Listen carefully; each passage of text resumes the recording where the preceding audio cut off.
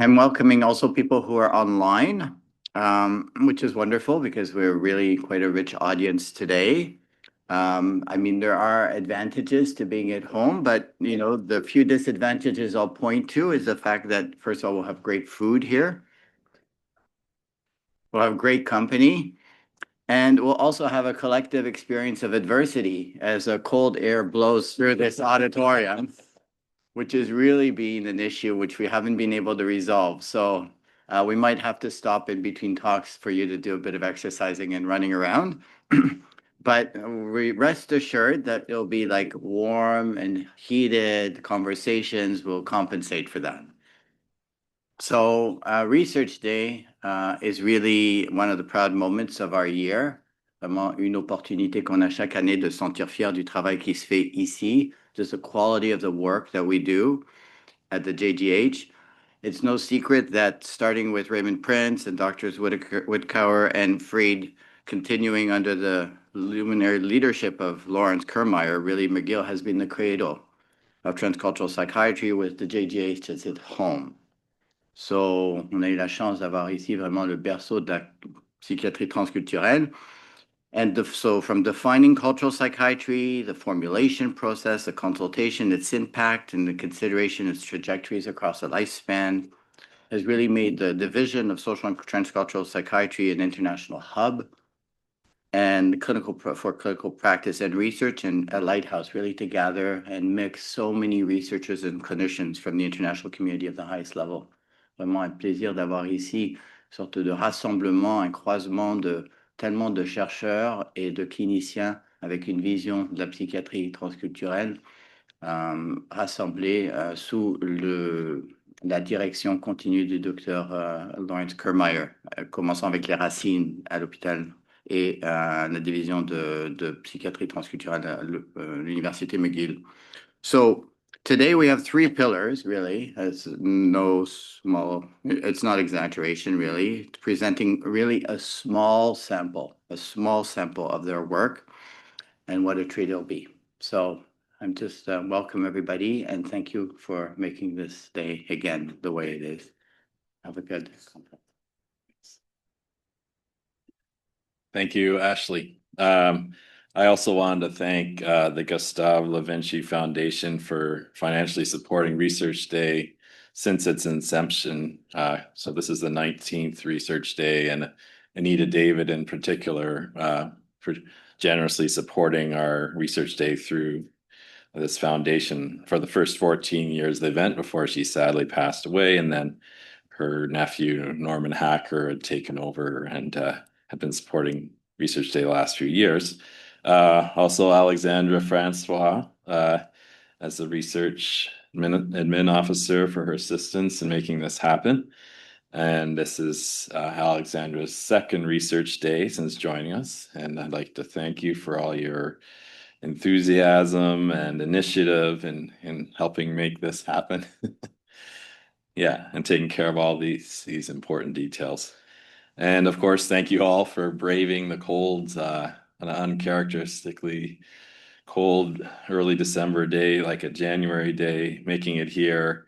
And this is the third hybrid in-person virtual event, so which allows many more to attend online as well. So I don't know how many are 66 so far. So that's who are also joining us. And it's very exciting to welcome back the same three speakers who spoke at Research Day 2019, which was also entitled Building Better Bridges. So I kind of associate these speakers with that theme. But notably, it was the Research Day the year before the pandemic, COVID-19 pandemic, which really seems like a distant memory. And a lot's happened since then.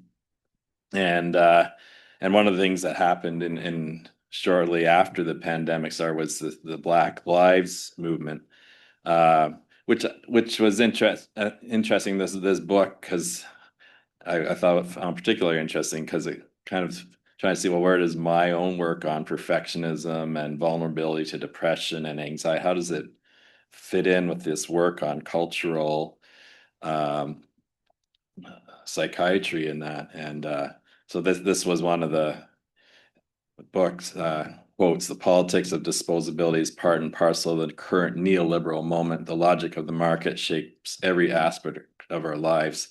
Our values, our political choices, our social interactions, and our cultural practices are all bound up in the logic of profit making. The language of competition and efficiency has come to color nearly every dimension of our lives. The public good has been trumped by the private interests. Individual success rather than collective well-being is understood as a definition of social progress." Um, let's see. So how do I get my Okay, here we go. And this relates to broadly, I think it's kind of a cultural theme, and certainly we're hearing predominantly in the news these days about Law 2 and setting these impossible medical performance goals for doctors. And basically, these hardworking doctors, the government suspects they might not be working hard enough. And so, in the name of efficiency, they're tracking, they want to track doctors' activities, locations, activity patterns, and are threatening to financially penalize them. That's the article on the left. In the middle, there's all these trickle down effects. So this is for female doctors. They have the particular challenge of how do they balance work and family life with these additional work demands. And then the article on the right talks about how it distorts the moral compass in medicine, and just how healthcare professionals have a deep sense of conscience, and how these quotas, performance targets. So you're thinking, "Oh, I'm not going to meet my quota," or "I'm not being paid to listen." That undermines empathy and caring for your patient. So then back to this book, We Still Here. So within this neoliberal universe, citizenship is measured by our ability to be consumers. Individuals are only as valuable as their ability to produce and consume. And the most vulnerable populations, those who need the most from our social safety net, are viewed as burdens unworthy of investment, protection, or care. Since they have no value to us in terms of market logic, we express no collective concern for them. We do not care whether they live or die. They are disposable. So this is, yeah, this is, so the last research day I talked about my immigrant in-laws, and who come from Jamaica and Trinidad, and just their stories of, for example, my father-in-law being in the U.S. Army in Oklahoma, of all places, in the 1960s.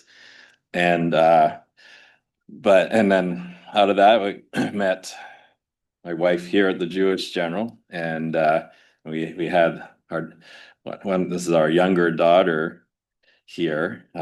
So I guess Sitar, who plays quarterback for this Royal West Academy flag football team. And the reason why I'm there as the coach is the girls' sports are kind of recognized, under supported. So I volunteered to be the coach of this team. And we're right at this park, Loyola Park, right across from where Kamini grew up. But yeah, I mean, just a diverse, Royal West is a public system. Eric's kids aren't there. Carl's kids are there. So it's a great, there's all this connection to this wonderful public school, and these wonderful girls, a diverse bunch of multi-talented, motivated, hardworking, competitive, but they also are kind. They stick together. They always have each other's backs. And there's a feeling of freedom and safety, and allowing themselves to make mistakes that exceeds their fears of that. And yeah, so this is kind of and they have this what's most is they have this, is they're not just great with each other, they're great with opponents too. And they show this nice balance between being hard competitors, but also being liked by their opponents and respected, to the point where after we eliminated this team last year, the opposing team said they hope we won the championship. But yeah, I'll just show. Yeah. So this is yeah, so within this, so I mentioned diverse bunch. So this is she's a Muslim girl who in our tryouts in March, she's asked if she could get out of what's called suicide sprints because she's fasting because of Ramadan.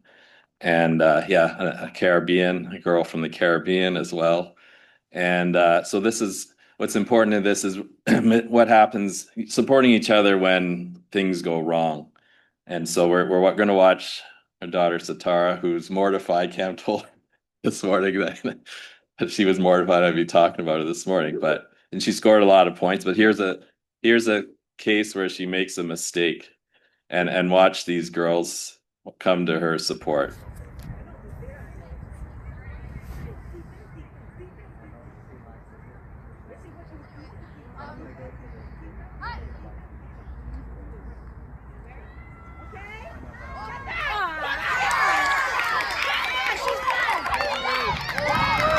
There it comes. Woo.